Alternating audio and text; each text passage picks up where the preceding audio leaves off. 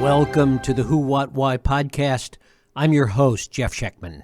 It's rare that the laws of physics and our ideas of race and politics find common ground. Yet Newton's third law of motion says that for every action, there is an equal and opposite reaction. The American story of the struggle for racial equality seems to be subject to those laws. As the founding gave way to the Civil War and Reconstruction to Jim Crow and segregation, and the civil rights struggle of the 60s would give way to law and order and Richard Nixon, and the election of our first black president would give us Donald Trump and where we are today. One wonders what it is, particularly around the subject of race and the desire to establish a true multiracial democracy that drives these contradictions and reactions. And equally, what toll does this whipsawing back and forth take in our democratic experiment, its people, and those left behind when the moral weather changes? It is no wonder that we are anxious, angry, and exhausted. We're going to talk about all of this and more today with my guest, Professor Eddie Glaude, Jr. He is the chair of the Department of African American Studies at Princeton, the author of several books, including Democracy in Black, and his newest work is Begin Again, James Baldwin's America and its urgent lessons for our own. Professor Eddie Glaude, thanks so much for joining us on the Who, What, Why podcast. Oh, thank you. I want to begin and talk a little bit about this contradiction, this idea that we whipsaw back and forth in terms of how we deal particularly with the subject of race. Yeah, I think it's, whipsaw is a great verb, and I think it's actually a reflection of our hesitancy to confront, and that's being generous, our hesitancy to confront, our refusal to deal with at the heart of the problem. That is to say that as long as we believe that white people matter more than others, no matter how we tinker around the edges, that belief and the way it evidences itself in our practices, in our dispositions, will lead us to, in some ways, these moments of crises. Because in some ways that belief and the dispositions that eventuate from it or that follow from it, right, run counter to the very principles of democracy themselves. And so we're constantly whipsawing because we're living in contradiction, and we're living in some ways the lies that hide from us the contradictions that are at the heart of the country, if that makes sense. And talk about what that lie is, the lack of honesty and authenticity, to use a popular word, that really undermines so much of the discourse and really, as you say, leads to this contradiction. Yeah, there's a moment in a 1964 essay written by James Baldwin entitled The White Problem. There was this passage that I came across that I thought captured the heart of the issue. And he wrote, the people who settled the country had a fatal flaw. They could recognize a man when they saw one. They knew he wasn't anything else but a man. But since they were Christian, and since they had already decided that they came here to establish a free country, the only way to justify the role this chattel was playing in one's life was to say that he was not a man. For if he wasn't, then no crime had been committed. That lie, Baldwin writes, is the basis of our present trouble. So part of what he's saying is that the discourse that has developed around these particular folk who came to the country, who were brought to the country as chattel, had everything to do with their capacities, their passions, right? We had to, in some ways, dehumanize these folk. And we built a society based upon that notion. It's almost, there's an apocryphal story that John Adams said to King George, "We will not be your Negroes." At the very moment in which he's giving voice to an idea of freedom is predicated upon an intimate understanding of unfreedom. And so the lies we tell about black people, the lies we tell about what we have done in the world, and the lies we tell to protect our innocence, right, all in some ways become a part of the architecture of America's self-understanding.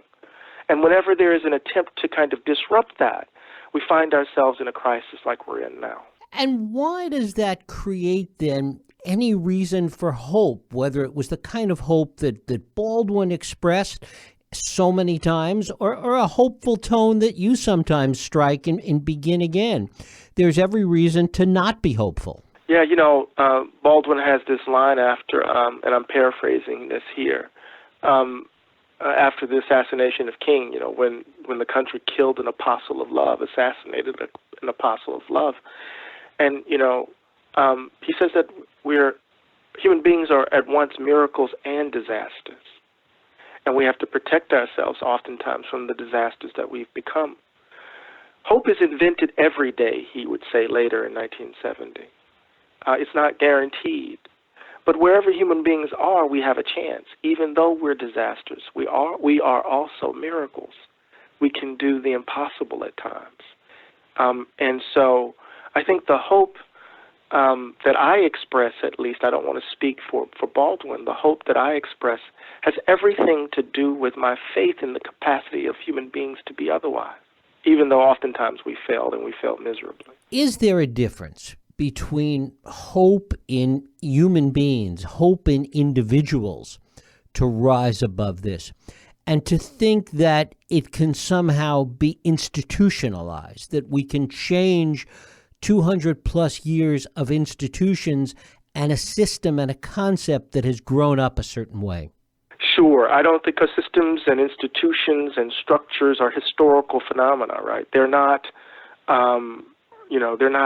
they don't exist apart from human doings and sufferings. They are actually the result of choices and actions. And so if human beings can make it, human beings can undo it.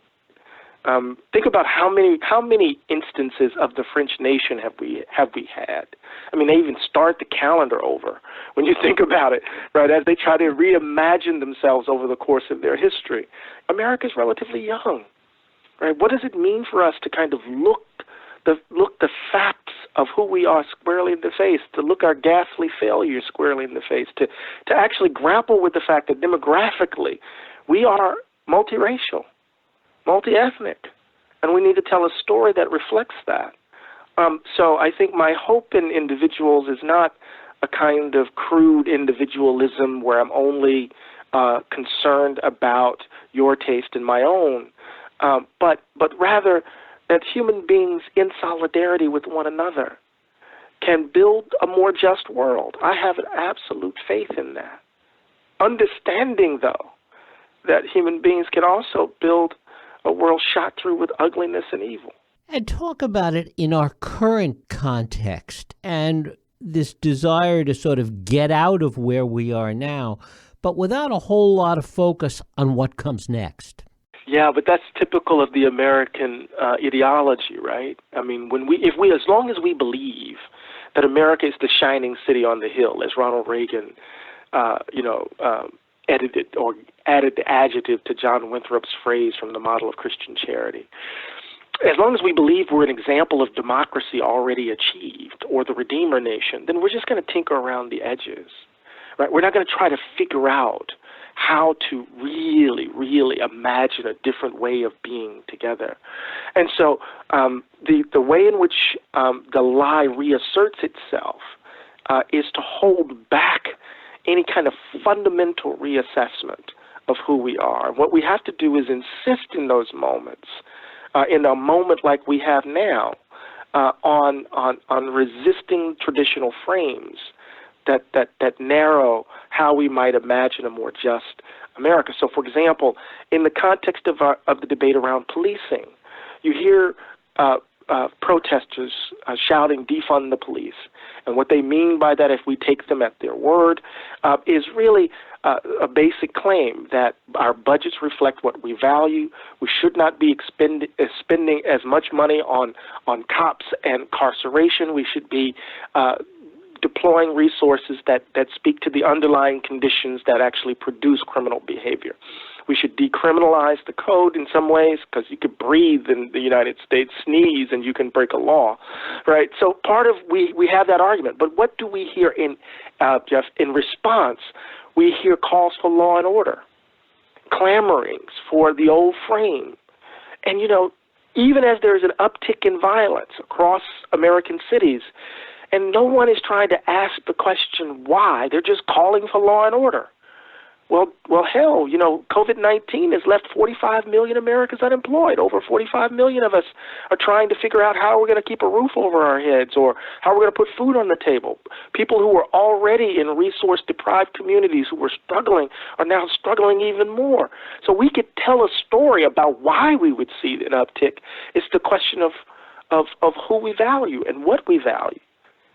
So in these moments, the short answer to your question, we need to resist what we've done in the past, which is comfortable and offers us an illusion of safety, and dare to imagine a much more robust understanding of the public good, if that makes sense. I don't know if that makes sense. Indeed. And one of the things you talk about is that Baldwin would have really understood the current moment, understood where we are and how we got here.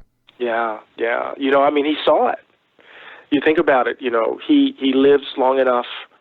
He dies December 1st, 1987.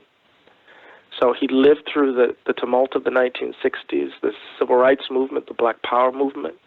He saw what happened in the election of 1979 when the country reached for fantasy. In that campaign of 79 and the election of 80, the country reached for a Hollywood fantasy and elected, Ronald Reagan, the charming, actor who made America great again. And, for many black activists, Reagan was as bad as George Wallace. Right? So it was a backhand to the face in some ways. So he saw the nation reach for this fantasy because they wanted to hold on to this belief that white people matter more than others, and they wanted to hold on to a society organized that reflected such a thing. And so in some ways, when you read him closely, you can see him spying a Donald Trump on the horizon, that we would continue to reach for our fantasies in those moments when the nation seemed as if it was changing. There's so much anxiety in the country, Jeff, around these demographic shifts. So much anxiety in the country as a result of wealth inequality.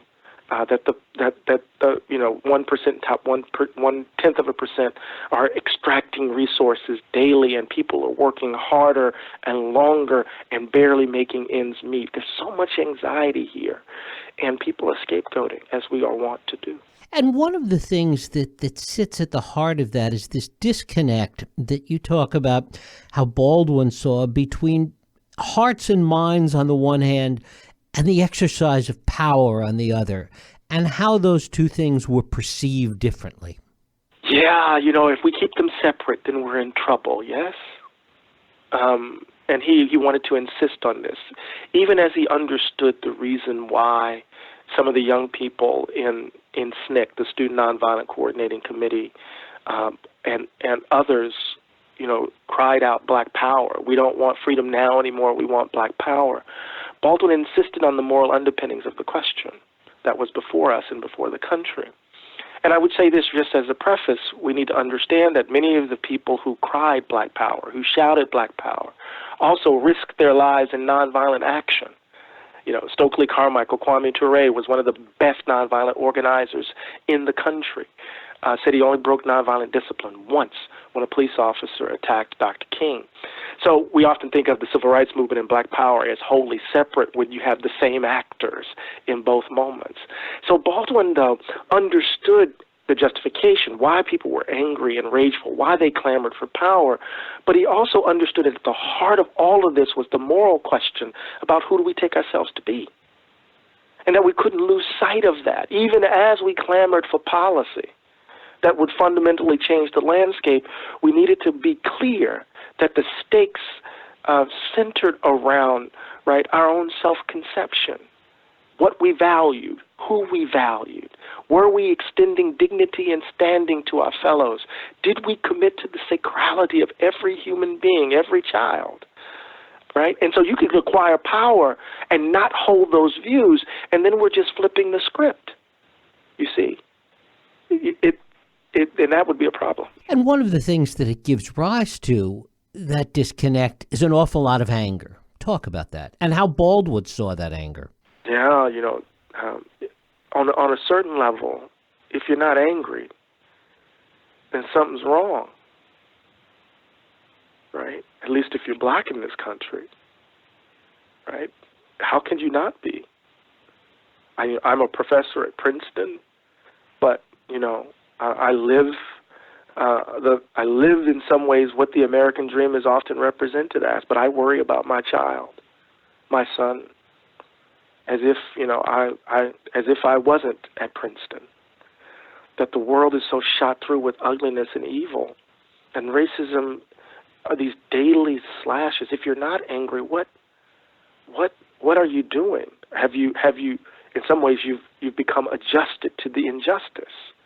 So the first thing we have to do is understand how reasonable rage is in this moment. But we need to be clear, and Baldwin was insistent on this, that the rage cannot turn into hatred, because the hatred is corrosive of the soul. So, for Christians, the rage, the righteous indignation of Jesus in the temple, turning over tables, right? That has something to do with, right, seeing the world organized in such a way that, that indignation expresses itself in outrage. But it cannot lead to hating people, because then that destroys you. So the disconnect can lead to anger because people are dying. People are losing loved ones. Think about it, Jeff. We live in a society that has witnessed the country lock up millions of people, just throw them away, right? And so to be angry about that means that you have some moral sense about yourself. But then the question becomes, what then do you do? And for Baldwin, he was afraid of that anger. That was part of the reason that he went to Paris. Well, he wasn't afraid of the anger. He was afraid of the hatred. Mm. So, the thing that he came to realize, right, that the anger that translated into hatred, right, corrupted his stepfather's soul. It began to consume him, right? It's just like that moment in The Fire Next Time when he realizes that, Black Christian witness in this certain moment that he describes, it's still caught, it's still trapped. It's not making one larger, more expansive in some ways.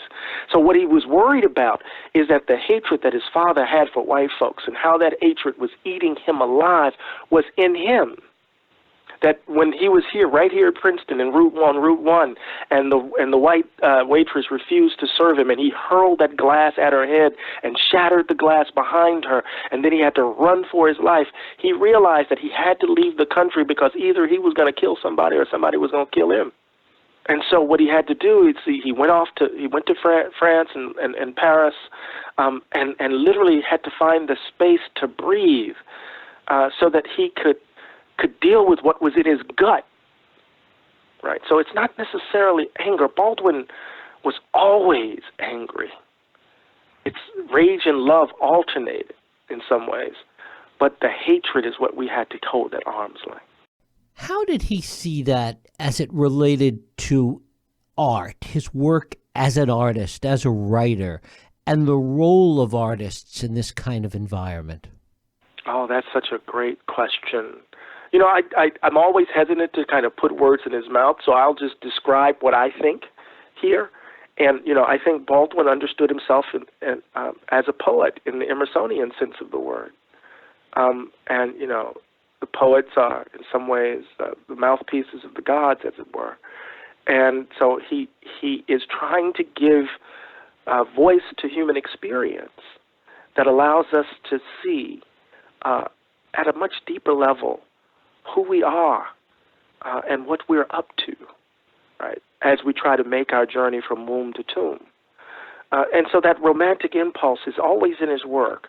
But he's also indebted to another aspect of the poet that comes out of the Hebrew tradition, right? That is the Hebrew prophet tradition, that is a prophetic kind of voice. So the poet has to bear witness, has to make the suffering real, right? So it's not only giving us a sense of, the expansiveness of human doings and what we're up to, but it's also to bear witness of the suffering that is a part of our human doing and suffering, if that makes sense. So as an artist, he's always trying, his pen is always drawn to the pain, right? It's always drawn to those, to the depths of human being. And you see that over time that he's trying to find ways to capture at the level of form and in light of how he thinks aesthetically, how to capture that under different material conditions. So he's always the artist, even when people think he's being most polemical. In many ways, Begin Again is kind of a follow-on to what you wrote about in the Obama administration in Democracy in Black. What might have been different that might have led us to a different place today during those 8 years? There is a sense in which a kind of gradualism, kind of rooted in perhaps Obama's Nieberian realism. He said he was fond of Reinhold Niebuhr. That led to a kind of cautiousness. That's an odd sentence. Let me just say it more clearly. He's cautious. And by virtue of being cautious, and there are a variety of reasons why he was, I think, he played within the frame. And so, I think Anand Giridharadas put this point, I think, best with an analogy. He said for, decades we played in one particular kind of field. He likened it to a sports arena. Politics happened for decades in the sports arena that was defined by FDR and the New Deal. And so there's certain sets of assumptions, certain understandings of what constituted the good that define that political arena. Reagan gets elected in 1980, and he builds another arena, different sets of assumptions, in some ways designed to demolish the New Deal. And that frame, that field, has been the field upon which we've played politics. And that field is devastating. It has devastated workers. It has devastated, in some ways, it has deepened racial wounds. It has been a difficult space to do good in some ways. And so what Obama did was kind of tinker in that field, as opposed to saying we need to do something dramatically different. And that's where I kind of criticized him, right? Once we heard Mitch McConnell say, we want you to be a one-term president. Once you saw that Republicans were not engaging in good faith, why the clamor for bipartisanship? Go big, unless you were committed to a different kind of politics than some thought you were. Given that, what do you see in the current moment that could change any of that? Well, I see folk clamoring in the streets for something new, for something different. They're risking their lives in the middle of a global pandemic. What are we seeing in Portland? What did we see in Minneapolis? What did we see all around the country? A cross-section of America risking everything. We see a kind of reckoning around our public history, our public memory. And at the same time, we see, a reassertion of the lie. It always happens. But I think in some ways there is this realization, at least among millennials and Gen Zers, that the country is broken, that what didn't work, that America isn't working anymore. And these young folk are drawing this conclusion because they have come of age amid catastrophe, whether it's climate change, whether it's Great Recession, whether it's mass school shootings, whether it's police murders, whether, we can global pandemic. They've come of age in a time when the country seems to be broken. And many of them are reaching for new vocabulary. Some are reaching for something more progressive. Others are reaching for authoritarian fascist language. The Boogaloo Boys aren't baby boomers. Dylan Roof isn't a baby boomer. And so it looks a lot like what's happening across the globe as authoritarian tendencies are running up against people who are clamoring for a more robust understanding of the public good, if that makes sense. So my faith, of course, is in us. Wherever human beings are, we have a chance, but there's no guarantee. Professor Eddie Glaude, his book is Begin Again, James Baldwin's America and its Urgent Lessons for Our Own. Professor, I thank you so much for spending time with us here on the Who, What, Why podcast. Oh, thank you. I really appreciate you. And thank you for listening and for joining us here on Radio Who, What, Why. I hope you join us next week for another Radio Who, What, Why podcast. I'm Jeff Sheckman. If you like this podcast, please feel free to share and help others find it by rating and reviewing it on iTunes. You can also support this podcast and all the work we do by going to whowhatwhy.org/donate.